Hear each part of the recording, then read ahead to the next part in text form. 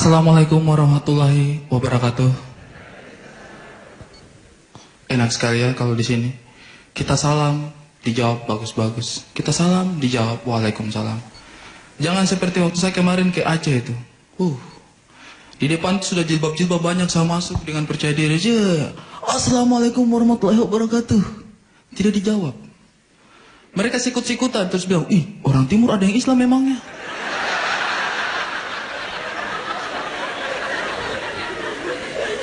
Orang timur ada yang Islam, ada orang timur yang Islam, kenapa tidak? Saya pikir itu bukan masalah harusnya, iya kan? Ini gara-gara stereotip. Orang timur itu harus hitam, keriting, tidak boleh Islam, namanya harus Simon. Ya. Tidak juga. Saya ini Islam. Dan saya tuh kalau pulang ke kampungnya saya tuh 1 tahun 1 kali. Yaitu pada saat momen Lebaran, Idul Fitri. Itu momen yang sangat berharga sekali untuk saya. Karena kan pada saat itu kan kita berkumpul bersama keluarga, iya kan? Dan itu, saya tuh paling menghargai itu momen Idul Fitri itu pada saat sholat idnya itu. Sholat id itu luar biasa untuk saya itu. Saya kalau pergi sholat id itu, pokoknya pakaian itu, FPI itu sudah tidak ada apa-apanya itu. Surban itu tinggi, minta ampun. Bahkan pergi sholatnya itu pakai unta sekalian ya. Terus di belakang ada pengiring yang ikut, ya taiba, ya taiba. Jalan, pergi sholat. Dan kalau momen sholat Idul Fitri itu kan momen puncak untuk seorang Islam. Dalam kembali fitrah kan, kita itu ingin kembali fitrah. Itu luar biasa sekali. Saya itu sudah paling khusus sekali kalau sudah sholat Idul Fitri itu. Itu kan setelah 1 minggu lamanya kita berpuasa, ya kan? Ya itu suka-sukanya orang lah, hak-hak orang. Itu amal ibadah orang masing-masing, tidak usah 1 minggu saja saya sudah berusaha maksimal itu. Itu harus dihargai.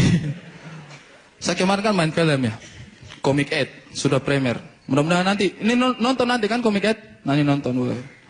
Tapi saya tidak terlalu bangga juga main film itu. Pertama saya bangga pas ditelepon, Ari, nanti bisa gabung main film Comic 8 enggak? Bisa sekali.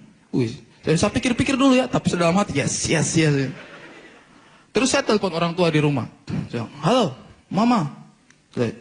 Ini, saya dapat peran main film, jadi peran utama, Comic 8. Terus saya punya mama itu tanggapannya dingin saja. Oh ya terus, baguslah kalau begitu. Mama tidak senang kan? Mau senang kan bagaimana? Ini main film ini, terkenal lagi. Ya kok terkenal di situ. Di sini siapa yang menonton kau? Tidak ada bioskop di sini.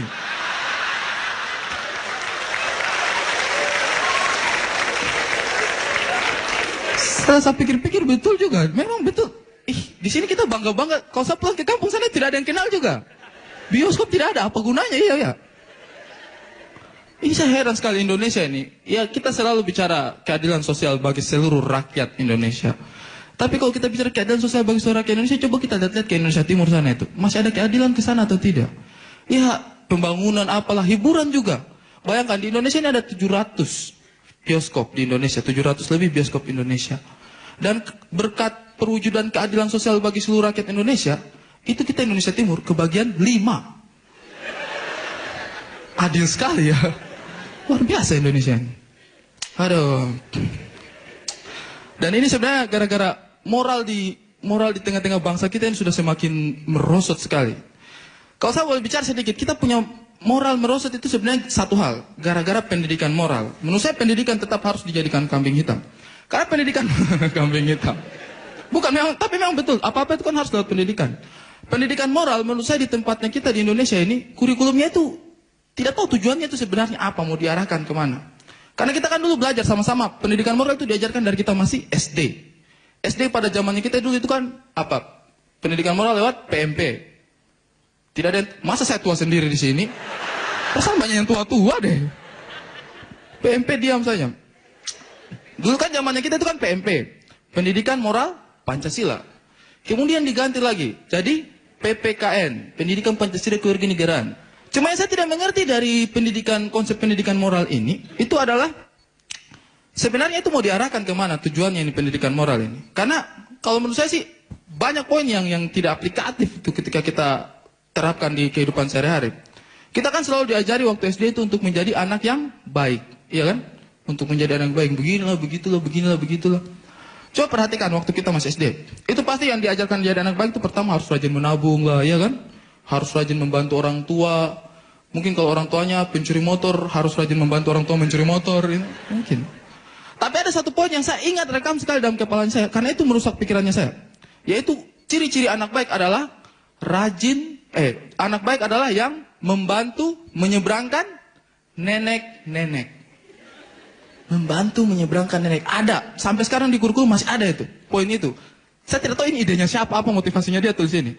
Karena pertanyaannya saya, di antara hadirin semua yang ada di sini, siapa yang pernah membantu menyeberangkan nenek-nenek? Tidak ada.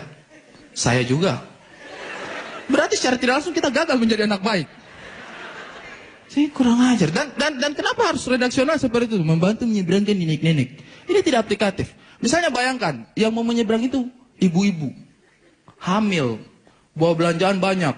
Labu, kangkung, anoa, babi, banyak begitu dia bawa. Dia bawa belanjaan banyak. Terus dia mau menyeberang. Setengah mati kan? Setengah mati dia mau menyeberang. Akhirnya dia harus minta tolong sama anak kecil di sampingnya dia. Nak, nyeberangin ibu dong. Ini jawaban si anak bagaimana? Apa? Menyeberangkan ibu? Asal ibu tahu ya. Ibu itu belum terlalu tua. Di buku ditulis menyeberangkan nenek-nenek. Ibu tahu dong definisi nenek-nenek. Menyeberangkan tidak aplikatif.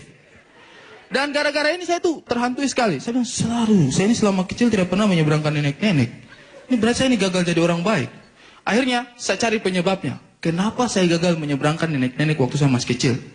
Dan tahukah saudara-saudara sekalian, banyak di antara kita gagal menjadi anak baik, gagal menyeberangkan nenek-nenek. Itu karena ternyata di Indonesia, jumlah nenek-nenek tidak sebanding dengan jumlah anak kecil. Indonesia kekurangan stok nenek-nenek. Dan yang turun di jalan juga sangat minim sekali.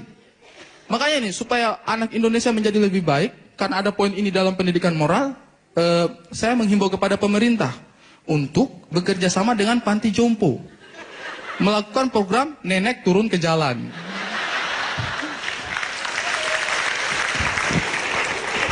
Jadi biar gampang kita menemukan nenek-nenek yang diseberangkan, kan lebih enak. Terus, saya juga itu lihat di Indonesia ini banyak hal-hal yang, tidak tahu, orang Indonesia ini suka aneh-aneh. Kalau kalian perhatikan orang Indonesia ini satu keanehannya mereka itu suka adu-adu hewan-hewan. Tahu adu-adu hewan-hewan, hewan yang satu diadu dengan hewan lain. Kalian tahu enggak karapan sapi?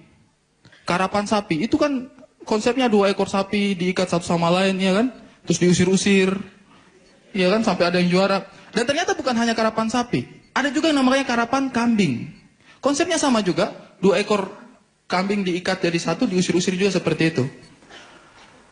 Di suatu daerah juga di Indonesia itu ada juga, saya kira itu sudah kambing, sudah cukup lah di adu-adu seperti itu. Ada juga yang bikin karapan bebek. Tidak pakai sambal, itu lalapan bebek beda. Karapan bebek itu kayak begitu juga. Jadi bebek itu lehernya diikat, jadi 2 terus diusir-usir. Ini saya pikir orang Indonesia kenapa suka konsep adu hewan-hewan yang seperti ini? Mungkin besok-besok nanti kita bikin karapan apa lagi? Karapan nyamuk mungkin. Kita bikin karapan nyamuk. Jadi konsepnya sama, 2 ekor nyamuk diikat-ikat. Terus disemprot baygon dari belakang. Sari Kriting, selamat siang.